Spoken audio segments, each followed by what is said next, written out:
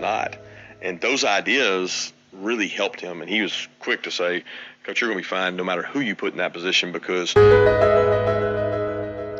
Kirby's saying that because the system's already set in place, it doesn't matter who runs the offense, you'll be fine. But I think he forgot there is one possible choice that it's not going to be fine. Hard inside, stick it on the tight end. There it is, right here. Here it is, right here. Touchdown. Come on, look the safety off. Come on, Jay.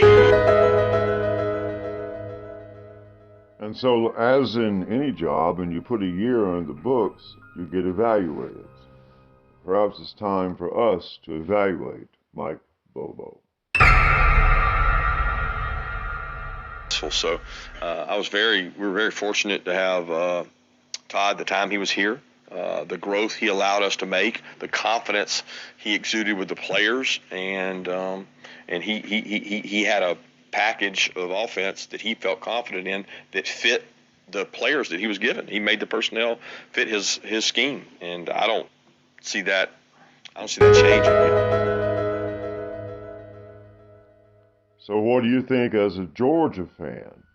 What do you think of this first year with Mike BOBO? Are you happy with the results? What do you think? Drop us a comment. Tell us what you think.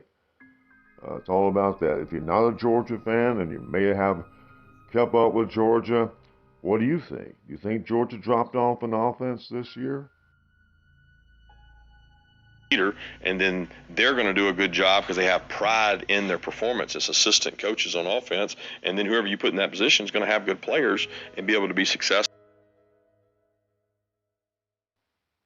Now, obviously, an offensive coordinator does more than call the plays. Otherwise, they'd only need him one day a week. So what does the coordinator do Monday through Friday to help form an offense? Quite a bit. So we're going to have to examine this play calling. We can take it game per game. We can take it the last championship game. Many people have questioned the play calling. You watch the game, you probably have to have questioned the play calling. When people all over the internet and people, network people, are all questioning the play calling, there's pretty much only one person that we can point to. So I think it's obvious that the play calling was in question in the championship game. Most of you watched every game this season. You would have to also question the play calling in practically every game. Going back to the very first game, it was my plan to actually deep dive into each of those games and kind of look at the play calling and see if we could figure out what's going on inside Mike BOBO's head. Like, why would he do things he does? And then you look at the results, and well, we all know, you watched the season, you saw how we didn't score in the first half. The first 4 games, it was very little scoring, and that's not what we expected. It's not what Todd Monken did. So how can you have such long stretches without scoring if you're calling the game right?